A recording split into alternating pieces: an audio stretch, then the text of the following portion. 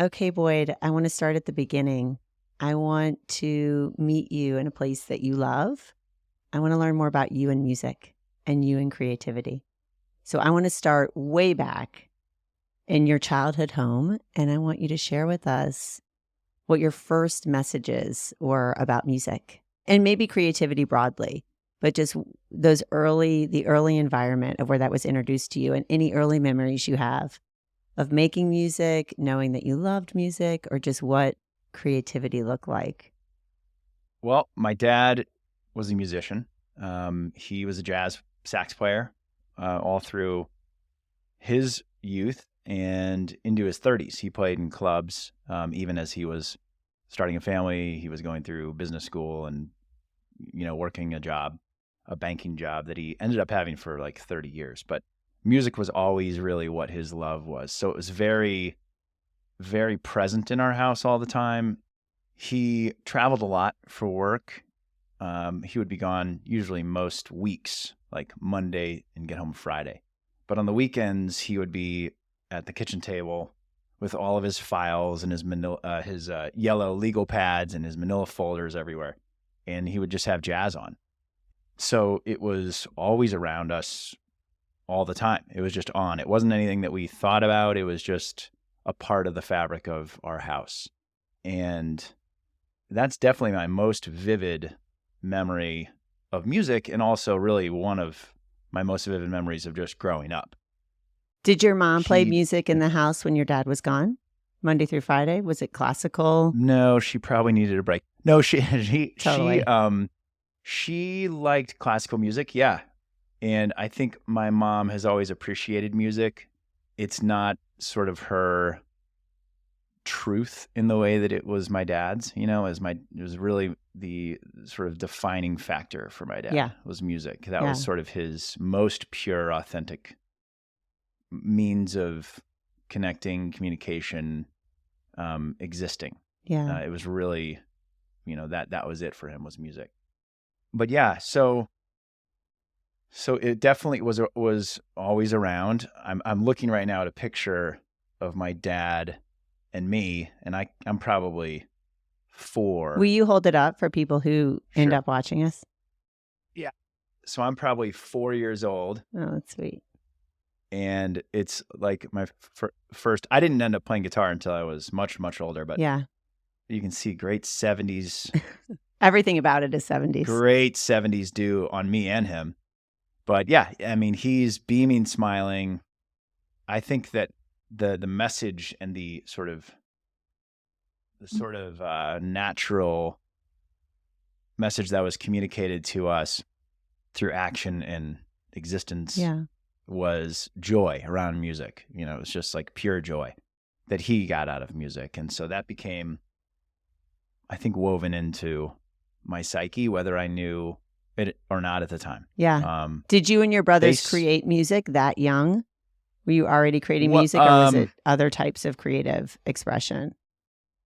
I started taking piano lessons when I was about 6 or 7, and that was mandated. I mean, it was not my own, decision that I made at that age. So it wasn't me leading the charge on that. My dad wanted us to learn music and then see if it sticks. And so I ended up taking piano for about 7 or 8 years, or 8 or 9 years even, into my teens. And sometimes it was not enjoyable. I was learning like classical, Suzuki method, piano, and that's not really exciting to a kid, but I still felt like I was connected to it in some way. I didn't yell and scream about wanting to quit. Yeah. So even in the moments when I didn't love it, like, Boyd, my friends would have a dinner party or friends over, and they'd say, Boyd, play something. Okay. I don't want to do this. But you did I would do it. Yeah, I would do it. Yeah. And I don't know. I felt connected enough to it. And I guess they saw enough potential in me in that way that they wanted me to keep doing it. So, but then my brothers and I would be making creative content of whatever kind. Call it content. Very loosely called content.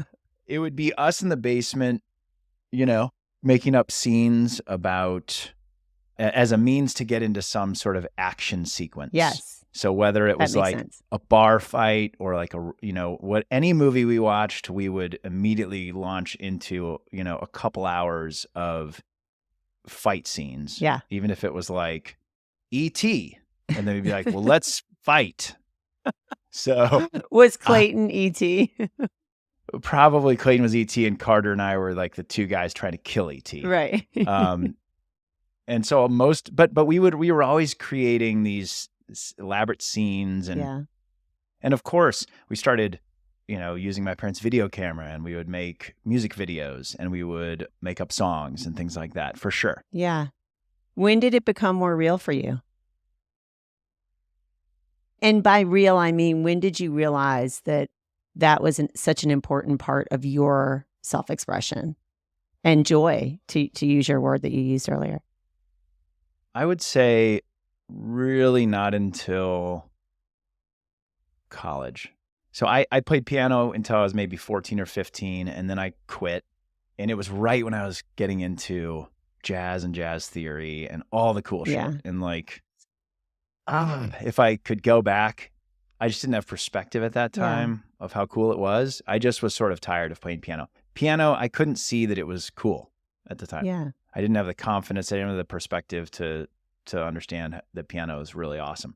So I took a year or something, about a year and a half off. And then I got pulled back in for the first time really on my own accord to guitar.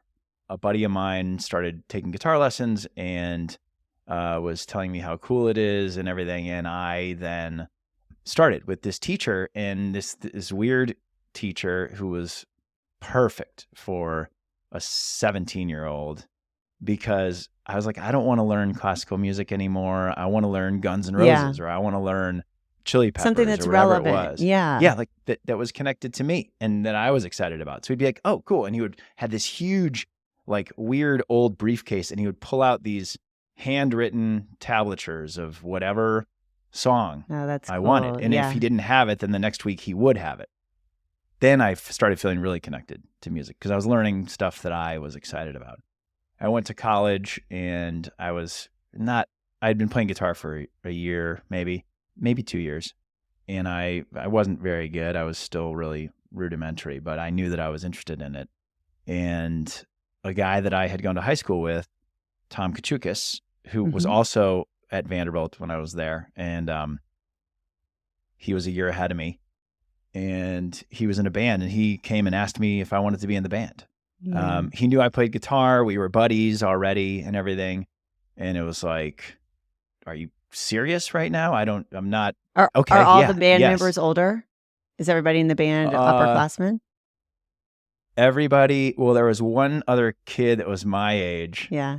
Chris Gallagher, who ended up is one of my longest. We love Chris. Yeah. Closest buddies. And he was the drummer. Everybody else was older. And then, and so, I joined this band, and I didn't really know what I was doing. I felt very pulled in very quickly to it, personally speaking. Like it was, oh my God, this is like a joy that I've never experienced before. Because playing with your friends. Yeah. Playing with your friends, even in just a practice room. And we would go in the rent, like in deep Nashville, we'd go rent like these storage units and bring a space heater and just be out there for hours every night. And you have rudimentary electricity in the place that we would blow regularly, and then no heat, so it's like, and no AC. So but you're out there and it's the best. And then certainly playing live was like this high that was, unfathomable to me. Even when you were insecure? Even though you were, you didn't totally know what you were doing, once you were on stage, you could feel that surge of energy?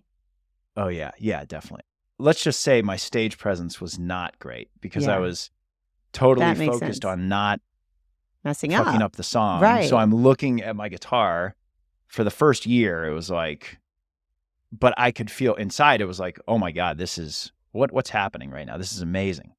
And then, as time went on through the next couple of years of being in school, the singer left and I became the singer, which I then was like, I had always been able to sing and I Yeah. again, it was just a growth in musical confidence and everything else. But that was really fun for me and really engaging and elevated it more. And I, of course, became more comfortable. And Or were you writing your own songs at that point or not yet? yeah, later in the evolution of the band in college, we started writing our own material. And I did that with a guy who ended up becoming one of the deepest creative connections I would have in life to this Yeah. day, Ed Jewell. He joined the band maybe a year in at the perfect time for me because I had gained enough confidence on how to play. And then he came in and it was like, this guy has something that nobody else has that I've been in contact What with. is that? What is that thing? It was and is just pure authenticity. Yeah. It's a good word for him. Yeah, like everything that Ed did And does. Yeah. and He's still like this. just comes out of him. He's not trying to do anything for anybody. Yeah. He's not trying to be cool in any way. He just is all those things. And the way that he plays the bass was exactly like that. And that resonated deeply with me because I also approach the instruments and music in the same way that Ed does. Like, neither of us is overly technical. Yeah. We're not great technical players. We don't shred, there's nothing like that. I'm not good at any of that.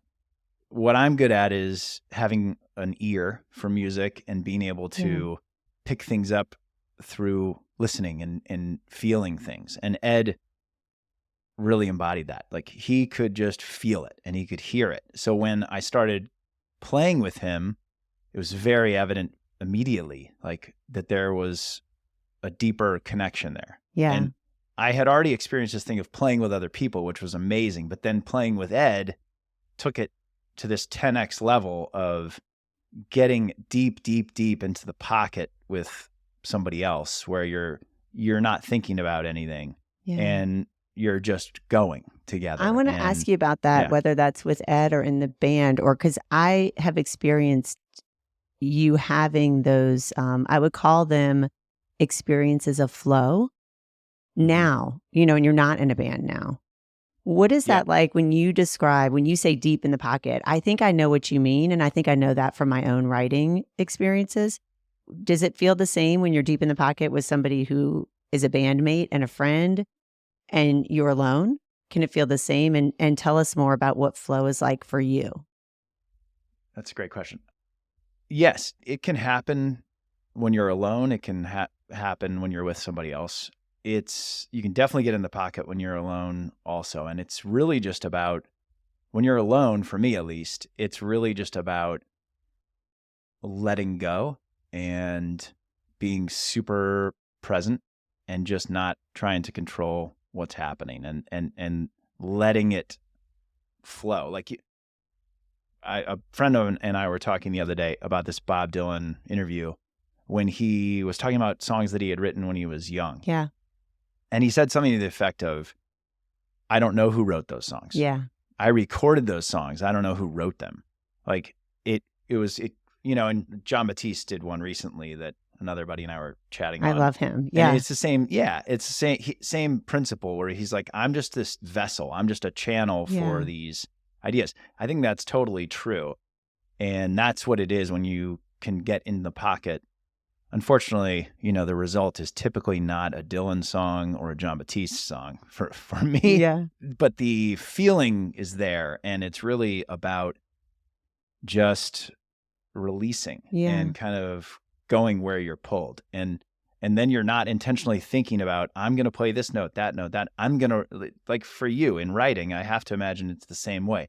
You're not, when you get in that deep flow, that deep state of flow, you're probably not thinking, now I'm going to write this sentence and it's going to lead to that sentence, versus following where you're being pulled by a bigger thing. I think that's so important because to me, that is the reward of creativity. It's not like what you just said. Well, I'm not writing a John Batiste song or I'm not writing a Dylan song. Those songs aren't those songs when John and Bob are sitting with the creative process, they become those songs when they resonate with an audience. But it's not like Dylan sits down and says, I'm going to write a Bob Dylan song. He's Right. just in the flow. And that's what I think, that's one of the things I think creativity has taught me the most in terms of connecting it to well-being and a life that matters, which is what I want these conversations to be about. And something that I really care about is having a conversation about really living what's important to you. And creativity is important to you, and it's important to me. Yeah. And so in that moment where you're in it and you don't feel so attached to what you're creating and you don't feel attached to the outcome, the audience is irrelevant. The reader is absolutely irrelevant in my best writing. In fact, if you let the listener or the reader in, it pollutes the work, because the work isn't about how it's going to be received. The work is about you figuring out what you want to say and your point of view. And like you, I think friends have really helped me to understand that and supported me. It sounds like Ed is one, Chris Gallagher is one. The thing that I was able to glean from my relationship with Chris with music is that Chris embodies the joyfulness of music. And much like how I mentioned it with my dad, like Chris has that. Chris will sit in with any band at any time, anywhere. I've seen him every time I'm with him. We go out and he will end up sitting in with the band. And oftentimes I have found myself on stage because Chris has informed the band that I should be playing congas. I am not a percussionist. And next thing I know, like we were at a Chicago music festival. This is 15 years ago or something. And Chris, of course, is going to talk to the band. And I'm like, well, there he goes. Next thing I know, he's grabbing me, and the two of us are on stage now at this huge music festival, and I'm playing someone's congas, like with this samba band, because Chris loves samba. So he does not care about anything. He just wants to play music, and he just loves it so much, and he's always smiling. So he's not concerned about the audience. That's not true. He wants the audience to be having as much fun as he's having. Yes. He's not concerned about the perfectionism. He's not concerned about the details of the performance. So it sets you free. Which totally sets you free. Yeah. And then Ed, my biggest sort of pull from Ed is, as I mentioned, the authenticity of it and just trusting yourself. The reason that we wrote well in college and then after college when I played for several years in a band with Ed and some other guys, but Ed and I would write a lot of the music together. And it was really it was a safe space. It was a very natural, safe space where you could have 5 shitty ideas, but there was no self-consciousness around that. And I think that's just incredibly important to find either with yourself or with somebody else. Because when you're creating by yourself too, you have to just allow for shittiness. Yeah. You can't expect, it's about releasing that perfection like you just mentioned with Chris. Yeah. And so that's hard to do when you're alone. And it's really hard to do when you're with somebody else because there's just that vulnerability of like, well, I don't want to bring up this lame lyric or God, this riff is so canned. Or when you're brainstorming on comedy or something or writing, it's like sharing something that you wrote.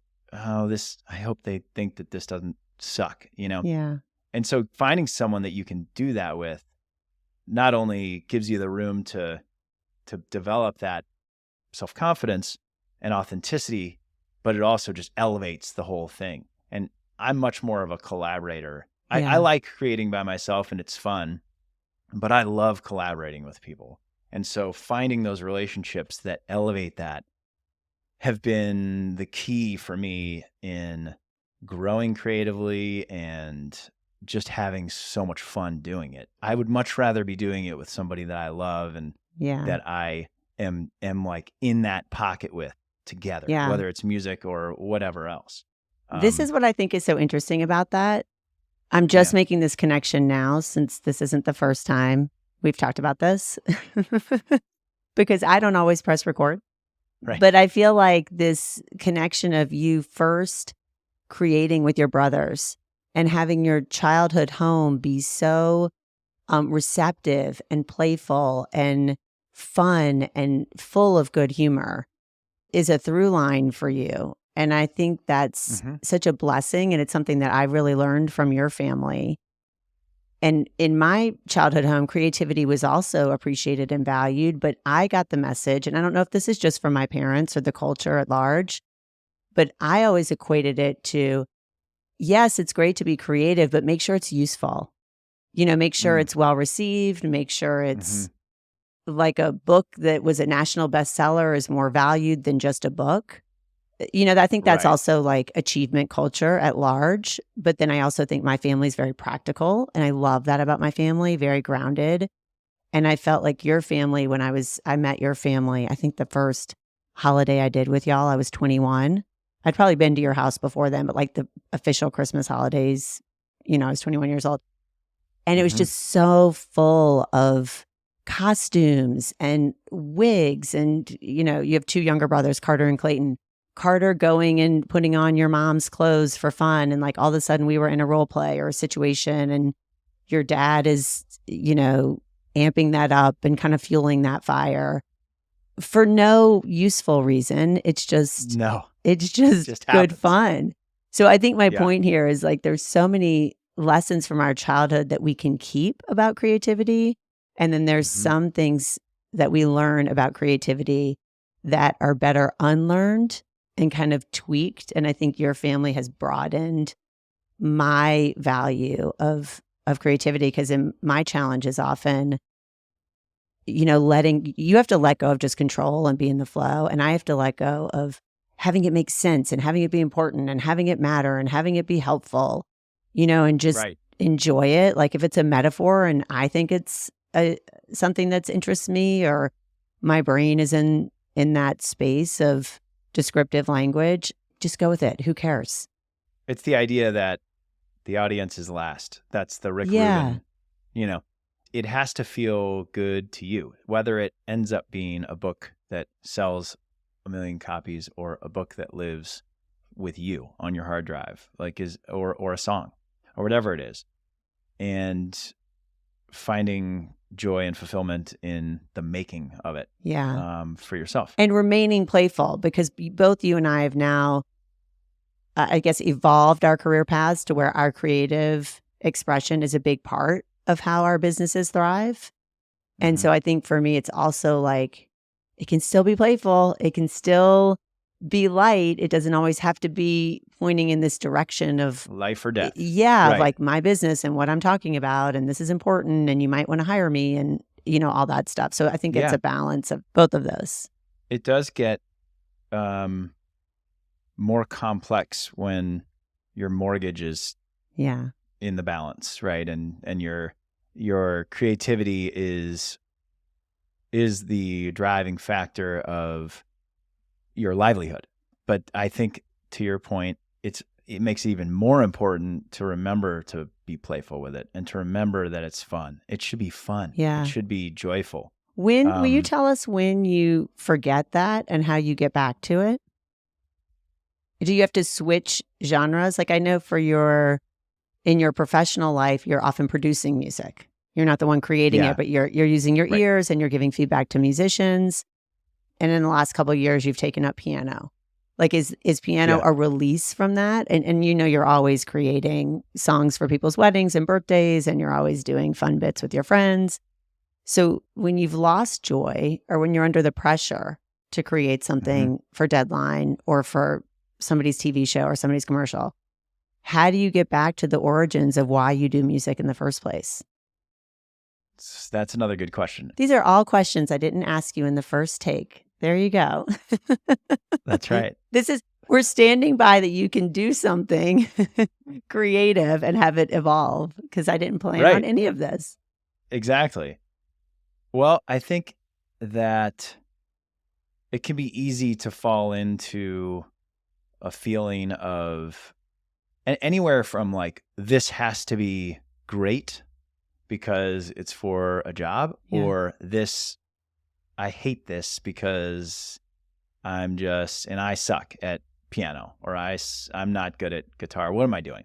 When I just am creating for fun. Like, it's like, God, that's, I don't even know why I picked this thing up. Like, of course there are those feelings sometimes, but I think the way to get out of it professionally, I've navigated that by surrounding myself with brilliant musicians. Yeah. So my business has evolved where it started where I was the one that was on deadline writing the music. Yeah. When I was just starting. And that just naturally evolved from me playing in bands and then not playing in bands and being in corporate America and then feeling like I needed some outlet to continue to play music and sort of stumbling into writing music for TV shows, which then led me over several years of moonlighting doing that to starting my own company around that. But when I was starting it, it was like, okay, well, I have 5 other composers that I know, and a lot of the times I was the one writing it, and it was very stressful. So stressful. Yeah. So over time, though, as I built the company, I've been able to bring in musicians who are incredible and way better than I am. And so, and sort of pivot to being in a producer role, which much more suits me. And so I have total faith in my composers and my producers. So I can give them the brief and say, we need this in 4 days. And then I can go about the other things that I have to do. And I don't stress about it in the way that I used to. So that's been totally helpful for me because I know that they will deliver something that's of the highest We're back quality, on collaboration. Everything is collaboration with you. Yeah. Everything's collaboration. It's just good to know that about yourself because everything is not collaboration for me. Right. Yours is much more of an independent journey. Mine, even when I was the maker of the music or the maker of the writing or the maker of the comedy shorts or whatever, the stuff that I've played with through the years, it was always with other people. Yeah.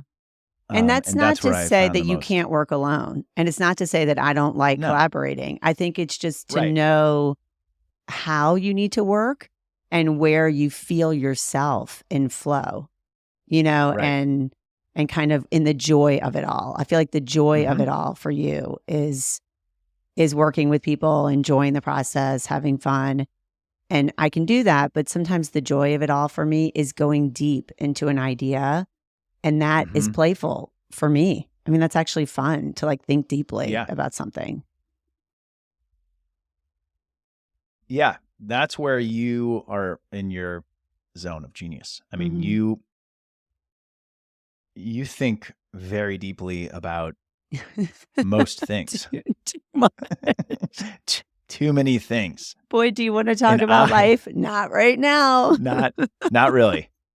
I want to watch something violent and sexual on TV. I want, I am Spartica. I've been standing here in the bathroom while you're in the bath and talking about the meaning of life. And I've been standing here, as you noticed, for the past 20 minutes, leaning against the door frame, ready to get in bed. Yes. So no, I don't do want to get talk about it my right second now. winds of reflection often come at the very end of the day when I've had a day and I've talked to clients and I've done some whatever reading or writing or whatever else I'm going to do. And it's like, I want to download with you and you're melting into the door frame, like trying to walk out. Yeah. Like that is the absolute opposite end of the spectrum where I am at that hour, which of course usually is like 9:03 p.m. I'm like, I am done. All systems are shut down. Yeah. And you sometimes have trouble reading that. I do. But I ignore the signs. You really, you blow right past all the signs. Selective listening. That's okay. That's okay. I want to go back to something you said earlier when we were talking about how you manage your own limitations. I don't think you used the word limitations, but when you can't figure something out and moving into the producer role has made more sense to you, it suits you better. When you change gears and you're back in the creator role and you're doing something on guitar or you're writing a song to celebrate someone or you're on the piano and you can't figure that out and you're confronted with a limitation, how do you handle the self-doubt of it? How do you handle that it's not coming out as perfectly as you hear it? Because I have to imagine for musicians, it's similar to writers. It's similar to chefs. It's similar to athletes. it's similar to dancers. You see it or hear it, in your mind before it's become a reality. And for me, it's Yeah. the gap of like what I think I can create, how moving I want it to be, how eloquent I want it to be, and then what comes out inevitably in that process, it's different. And that's life, right? The idea of life, the idea of a dream. If your dream is to have a different career, if your dream is to have a different type of marriage, if your dream is to get married, if your dream is to have kids, then all of a sudden it's real and it's different, and I think just that as a human is really humbling. And how do you, in those moments, confront your limitation and then embrace whatever actually is coming out because it's yours? I'll use piano as an example because I reconnected with piano in 2020, and I had not played in, I don't know, 30 years, let's say. Let me paint this for the listener. It would be like a certain type of evening where you've had friends over, or even just us hanging out with one of your brothers, both of whom have lived with us. Like something happens in you, and it's usually at night, and it's like, a cloud moving over the moon, and it's like a werewolf where like the hair starts coming out of the back of the shirt. And I know you're going to sit down at the piano and just rip something and like have so much fun. And it was always Motley Crue. Home Sweet Home was the starting place. It's a good starter. And then you would roll into whatever kind of banging out any sing-along song that you could find, which for all of us, your friends and family, was always pretty impressive. So I think you saying you didn't play piano for 30 years, you played piano. You just weren't really serious about the piano the way you are now, and like serious about unlocking it and understanding it. You were more like, let's put on a wig and sing. I don't know. It's really fun to sing those hairband ballads. Yeah, of course. And okay, so I still played piano, but it was during those years, let's call it my 30s, 20s and 30s and 40s, early 40s. Early 40s, yeah. But it was only within the parameters of having a wig on and making people laugh. Well, that's easier. Yeah, it's a different, and that's a big part of your life. Yeah, and I've always found that to be a very natural sort of place for me to exist musically. Yes. The stakes are lower versus doing something like a wedding or a first dance or a funeral. Yeah. Or other moments that I've had through the journey that are really meaningful and much more stressful because the stakes are high. And the times that you've played in those situations, you've played for friends. It's not like you're a musician for hire. No. Your heart is also feeling whatever you're there to experience. Right. I'm by no means someone that you would want to go out and spend a lot of money to perform at your event, but I will do it. And if you know me, I'll do it. So, I mean, that was my connection to piano for the majority of my young adulthood, but I just figured it would stay there. Yeah. And then in 2020, I found it again, and I found a teacher who is a friend and a contemporary and a genius, Bernard Baer. He's the most prodigious musician that I've ever been in contact with this intimately. Yeah.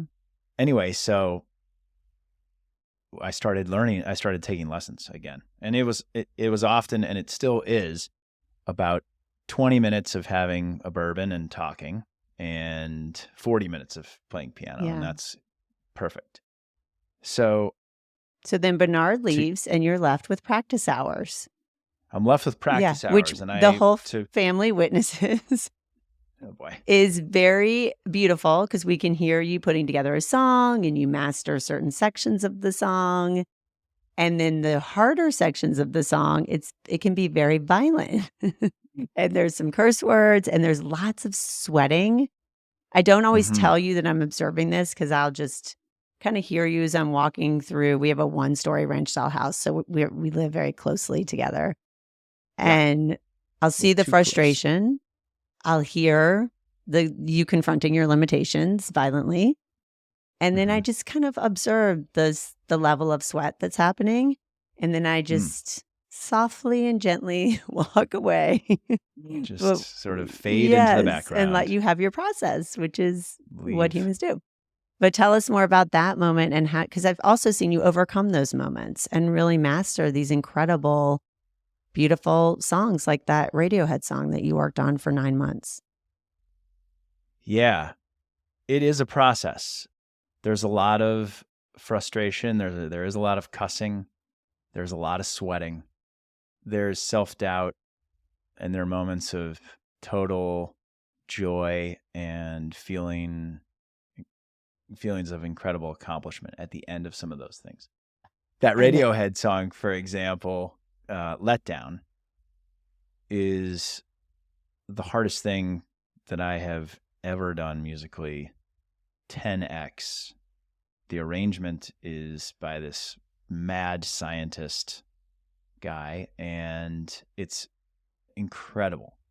And it's so beautiful, and it's so complicated and so difficult.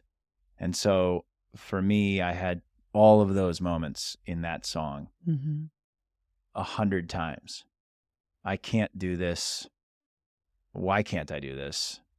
All the way through to sweating and having like massive body temperature rise due to effort, emotion, concentration, frustration, frustration, and a lot of emotion. It's just a lot of, in that song specifically, but oftentimes just a lot of emotion that goes into it. So it's a process that taps into pretty much every feeling for me. Yeah. From rage to like total ecstasy. When I'm in that moment of being able, I'm like, oh my God, my fingers are just going, like it's happening, and I'm not even doing it right now. Yeah. That happens, and that's so cool.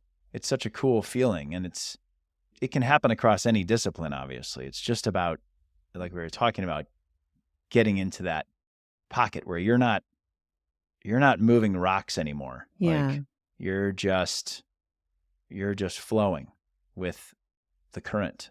And it's sort of moments of disbelief, like, holy shit, my hands actually are doing this. I can't believe that I'm not even really thinking about what's next. They just know where to go now. Yeah.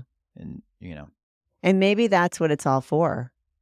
When we talk about facing self-doubt or confronting limitations, like how and why is that even worth it? Why do we even put ourselves in that position to do that? Maybe it's for that moment where you feel like an open channel, you feel like you're part of something bigger than what you could accomplish. You're part of a creative force that's larger, and that you're so in your body that it's such a gratifying feeling. Maybe that's why we keep at it. Maybe that's why humans keep at it.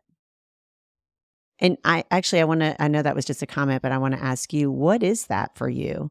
Like, is that God? Is that source? I know you don't use the word God a lot, but I know you and I switch in and out of God. I use God personally, but in my work and my interest is often about somebody's spiritual experience. And so I open up my language, and I'm not attached to the word God. So for you, that to me feels like it comes from a spiritual dimension, which I think of as like a transcendent spirituality. For me is things that you can't see. It's another dimension. That's the only word I can think of. Is that tapping into that expression for you? And do you believe in a muse, or it's God, or it's love, or it's life energy? I definitely think that music is deeply spiritual. Whether you're listening to it or you're making it, everybody's had that experience of listening to something that moves you to tremendous emotion, or lose yourself from everything else that's happening around. It can bring you to that very quiet, very still place. Yeah. Just listening to it all the time and playing it too. It is something else. I'm not consciously thinking about what I'm doing next. If I'm really feeling it, whether I'm playing guitar or playing piano, it's in those most pure moments. It's effortless and it's quiet and it's 100% present and plugged into what is happening, but in an effortless way. And I think it's definitely something bigger. Whatever that is, it is something bigger than we are. And yeah, I think that for me, music, and for, my dad, it's always been a means of connecting to self and a means of connecting to something bigger as well. For me, it's very much like my most vulnerable, my most authentic, my most connected moment is listening or playing, and just tapping into those things in a way that doesn't happen to me normally. Yeah. Or that I can't just channel on my own. In a way that's beyond words. I think that's why music is so universal. To me, it's the highest art form. I don't know if I'm supposed to rank art forms, but it feels like it's one of the reasons we all get so attracted to it and inspired by it, because you can feel it across any limitation of language. It transcends language, and there's just so much that gets lost in translation between people, between cultures, between countries. But when there's a song that brings people together, when there's a sound that brings people together, it's like all of that goes away. And I think what you just said about your dad, it's like, if there's a reality that okay, he's passed, he died 8 years ago? 9 years ago. So he died 9 years ago. So, technically that's separation. If you believe consciousness goes on, he's on a different plane, which you and I both believe that there's some sense of presence that goes on. It's like that collapses. Or it sounds like from what you just said, that's the experience you have. You feel more connected through those moments with the piano. And I think that's so unifying and it's so hopeful. Yeah, I definitely feel the most connected to my dad in those moments. I feel his presence the most in those moments. I feel the most connected to who I am and who he was, in the way that overlaps. I like to think that he would be inspired and proud of me in those moments. I think that, and that gets me to that place in a way that is different from any other process of getting me to think about my dad or celebrate him or in any other way. Or remember him. And so it becomes a very heavy practice for me. And I don't mean that in a bad way. I mean that in a good way. It's just a very meaningful, deep moment of connection to myself. Yeah. Really, too, and like my vulnerability and my struggle, and like whether it's important. Whether it's the struggle with actually struggling, working on a song like that, whether it's the struggle of life, all of that comes to the surface for me in those moments. And then that very real feeling of connection to my dad. Yeah. Well, I think that's why creativity is so important for all of us, because it's the part that's very human and it's the part that transcends our humanity. And you can call that divinity. If you, I could, in my mind, when I think about it, I can access the word divinity, but that doesn't have to be the word. It's like that you're a Right. mind, a body, and a spirit. And I think creativity is one of the places that we go to feel all of that, to feel total, to feel whole. And I have this quote on my bulletin board. I keep as you guys know, I say you guys, as you and all of our friends, because sometimes Yes. my bulletin board, which is a massive collage, gets populated with little notes from your friends that come over and our friends that come over. Trust in sleeve. Yes. And Jim Cannella has left notes, and all of Yes. our beautiful friends who have supported our creativity, and they come into my writing space and write me encouraging notes. So I have a lot of Yes. gratitude for that. But I keep one up there that says, take your heartache and turn it into art. And I can't remember who said it. I think it was Meryl Streep at something I read, or maybe in an award show. That makes sense because she's a master of her art, her craft. Right. But I think that's so true. It's something that is so important in our lives. And one of the things that you've done, and I've seen you do this, and I want to ask you about this, is you've made time for it. And you didn't always make time for it. I know this might not have been conscious for you, but it's certainly something you protect now. How do you have the discipline, or how do you, in your mind, how do you think about time and the time that it takes to engage in something that's creative, that's not necessarily a direct connection to either driving income or something to do with your kids or something to do with somebody you're responsible for? Because I think a lot of people listening in my little world, including myself, struggle with time and what gets our attention and how to prioritize it. And I think you're a person who prioritizes creative expression in your life and creative projects, whether they drive your income or not. You just make time for it. Bernard, my piano teacher, says the longest journey that you have to travel is from the couch to the piano bench. Yes. So there's definitely, that is true.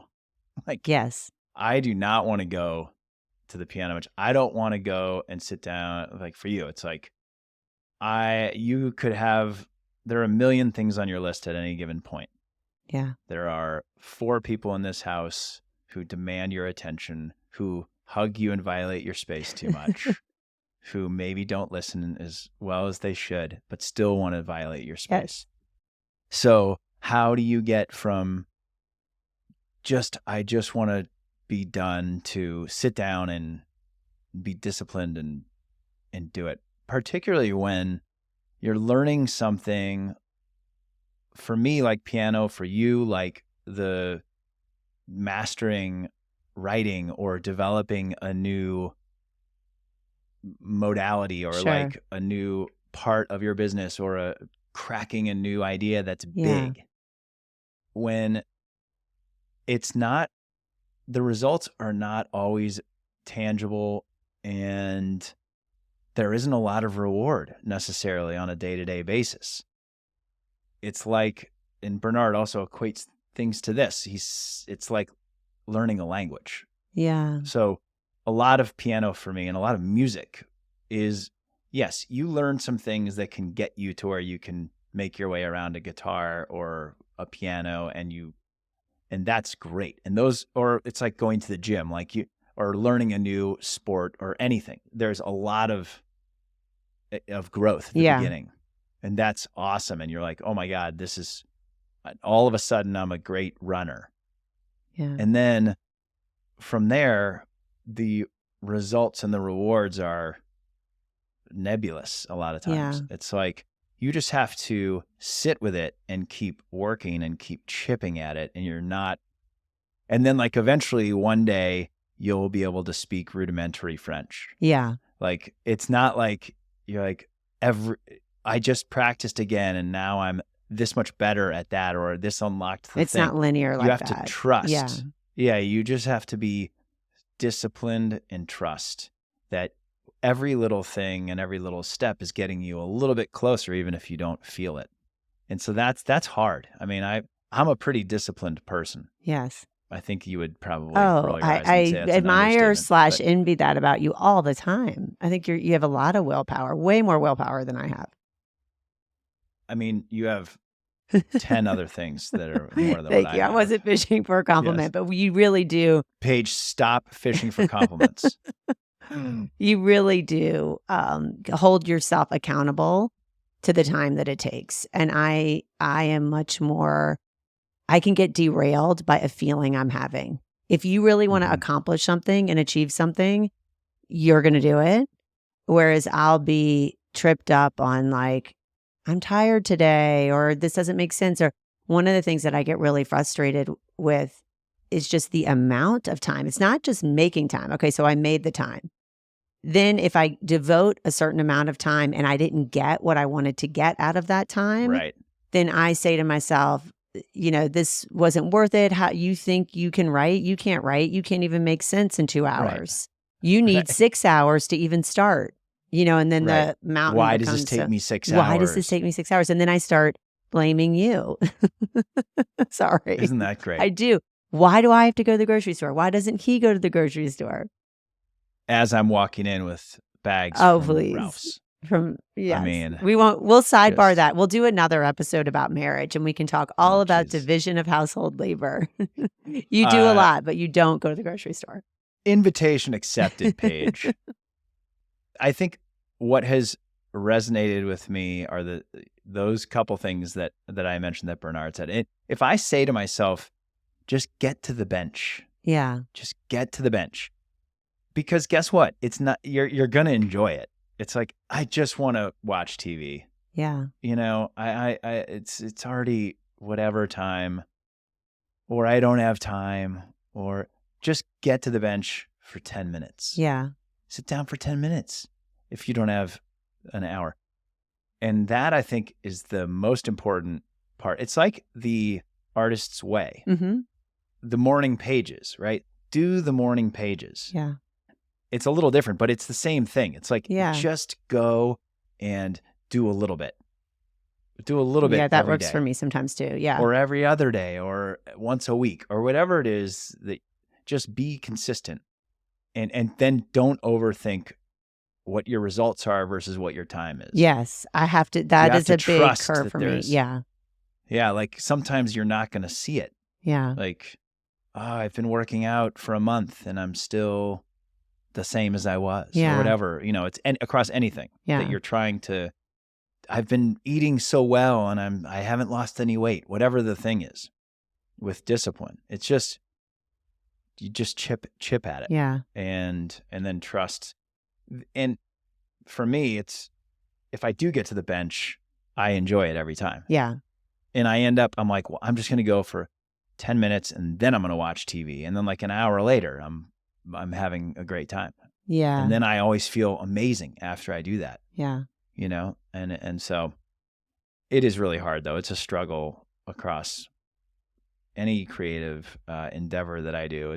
Sometimes it's very, very much of a struggle to stay consistent with continuing to learn and work. Yeah.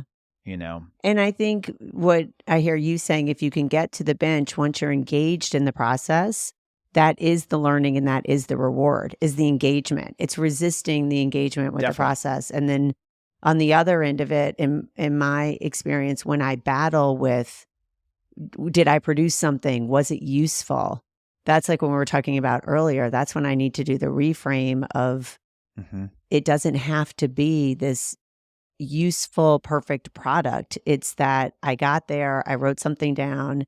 I had this humbling moment the other day, and you know that I like to do this. I like to go back through my journals or just kind of piddle around in my office, all these books behind me. That closet is filled with journals, and I have so many scraps of paper, so much writing in our house, like books upon books. It's really unbelievable. It's like I can't even keep the books lined up vertically. They're stacked.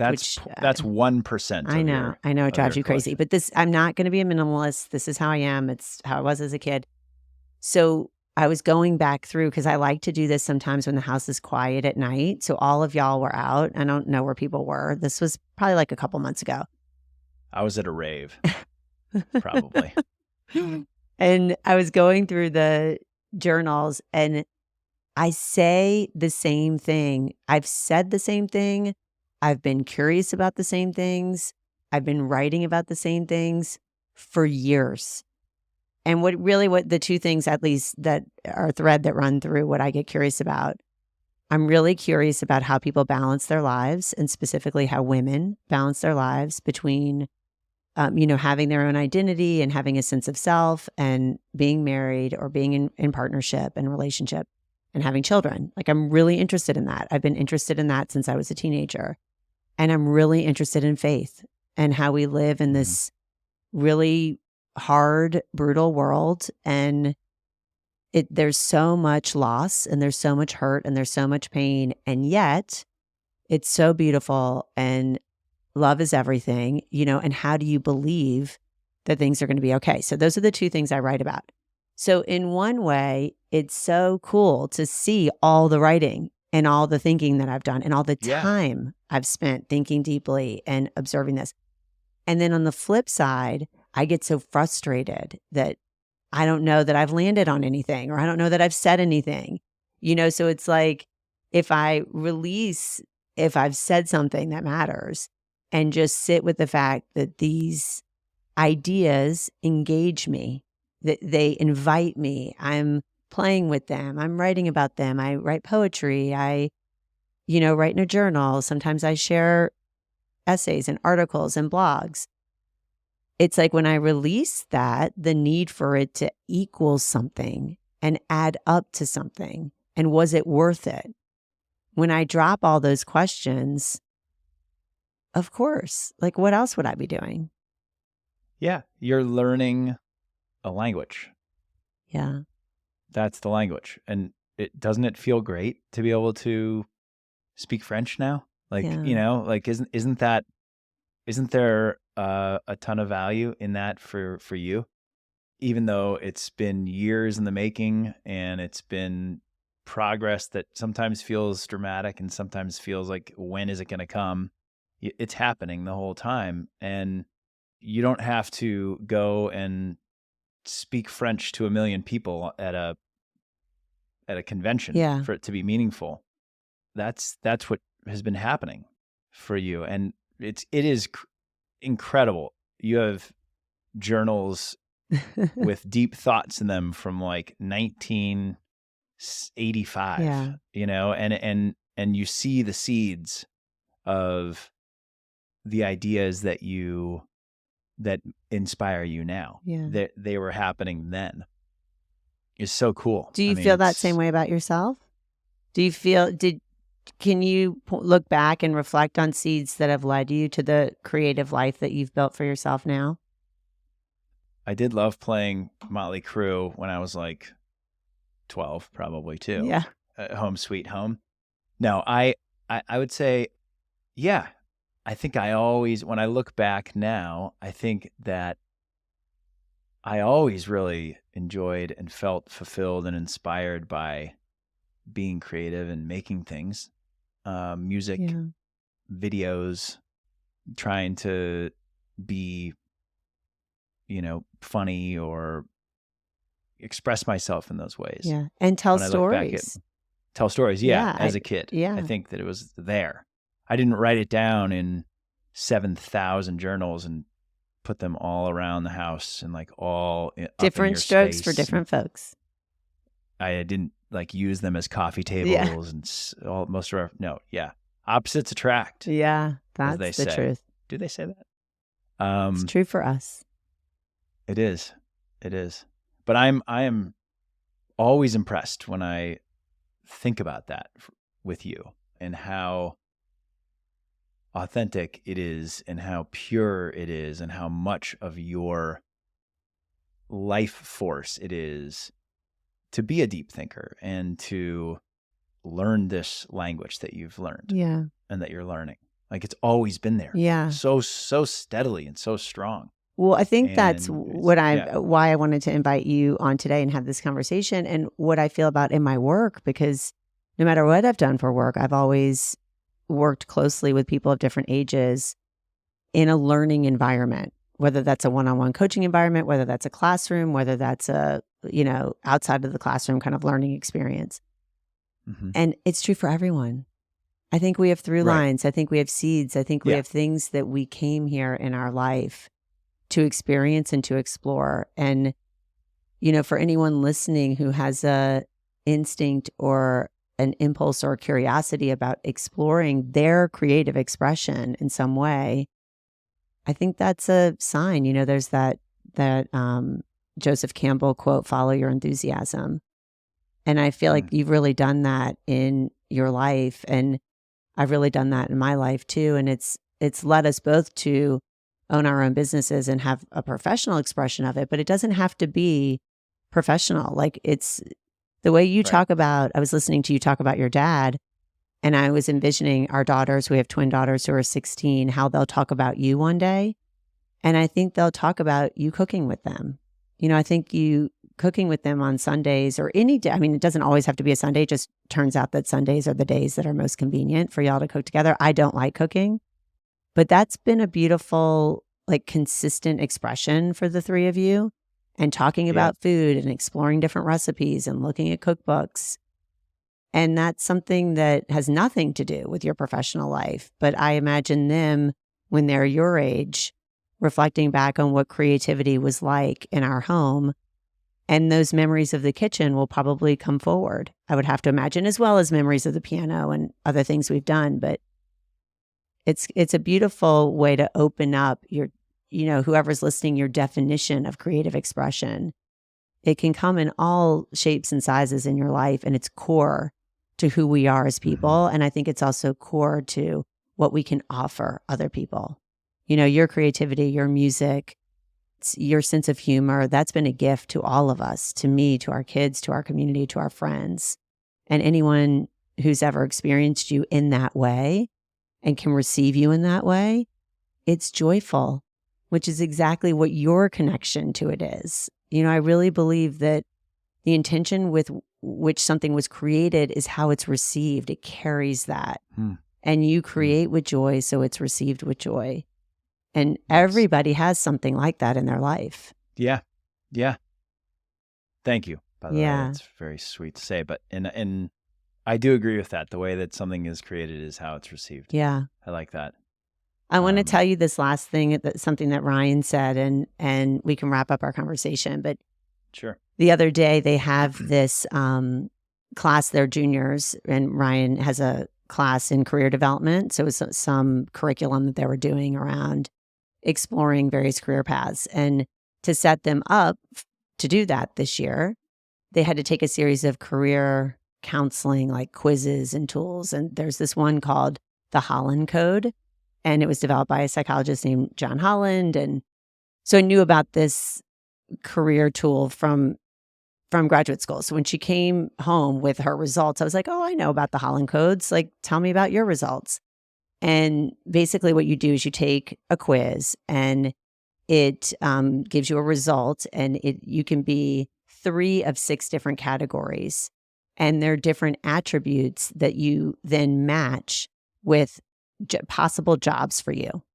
So the assessment really is about this idea that jobs and vocations have personality types. And when a human matches his or her personality type with the job type, that's going to be a more gratifying career path. So she is 3 characteristics she scored high on: social, artistic, and enterprising. So she opens up her folder and she's like, oh, I'm an SAE. And so we look at the different jobs that match SAE. And so I say to her, I'm picking up on the A in the middle for artistic. And I say to her, oh, that's so cool that you have this aptitude for artistic, jobs. If you ever want to explore more of that, or if we can support you somehow, whether you want to take a class, you want to take an art, workshop, whatever. And she looks at me and she goes, I know.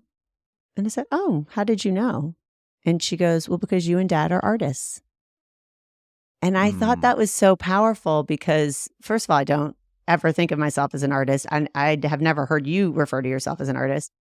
But why it was so powerful to me is that no matter what we say, no matter the words or the explanations that we give our children to raise our children, or no matter what beautiful advice we give our friends, when our friends call us for advice, all of those words pale in comparison to how we live and how we embody what's important to us. And I felt really proud. I feel a little emotional recalling it now because not for myself, but really for you, because you really do drive so much of the collective creativity in our home. And I think it's such a powerful validation that she's absorbed that in our home, just like you absorbed it from your childhood home, and that pursuing art or creative expression or her unique authenticity is a no-brainer for her. It's not even a conflict because you live that way. And I think that's why I wanted to talk to you. I'm so grateful that you share about your experience. And I know someone listening, I hope, will be inspired and motivated by what you've done and how you've prioritized music in your life. And I know we are all better for it. Thank you. Thank you for sharing that with me. That makes me feel like I'm doing my job as a parent. Well, your job is to be you. And then that means that you get to be. Yeah. I mean, I think that's what our kids want us to be. And that's what just living a true life. Yeah. And my dad, he was always connected to music, right? So he had a banking job for 25, 30 years, as I mentioned. But every week he would travel and he would go and spend his nights out with musicians at clubs and see music every night. And he met all the club owners and all the musicians, and he developed this incredible network. And so when he was probably around my age, we were already in college or out of college. Yeah.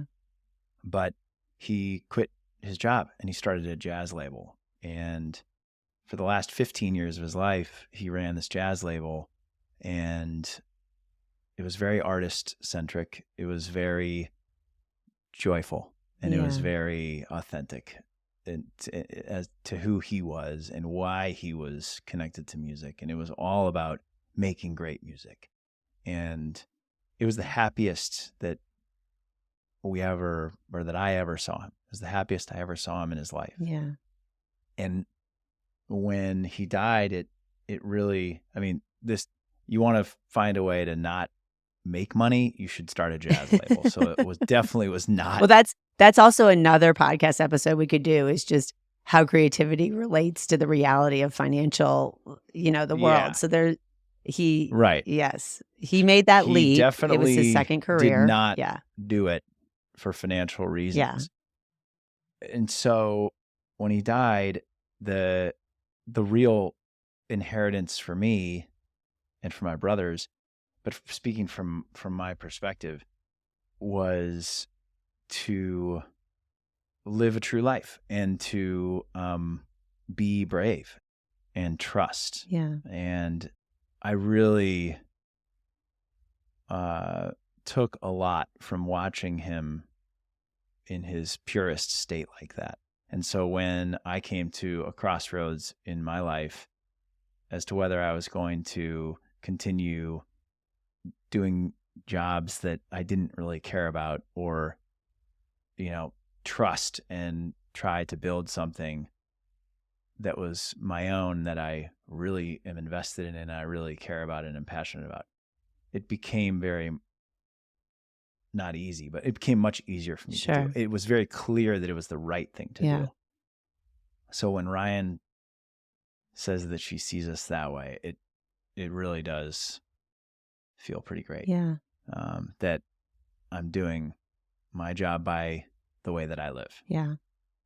You sure are. So thank you for sharing that with me. Yeah. Thanks for being here. Thanks for having me. Will you come back? We will see. I'll put you in touch with my people. Okay. And my people is Ryan, actually. Yeah. So you're going to have to negotiate with her. Yeah. She's already told me she doesn't want to come on, but she'll book you. Yeah, that's it. And she takes a piece. So yeah. I don't know. Very It's cool. funny enough. I was SAE also. I remember when I did that test. I remember those three exactly. Yeah. Oh, that's good. Social, artistic, and enterprising. We'll put a link in the show notes for you guys to do it at home. It's a good one. I like all those personality assessments. Anything that we can do to get more self-aware and get more aligned with your aptitudes, I think is a useful way to spend your time. Yeah. So yes, we'll put a link there. All right, boy. Thank you for having me. I love you. I love you too. Thanks for meeting me. I'll meet you in the kitchen. Yeah, sounds good. Okay. Bye.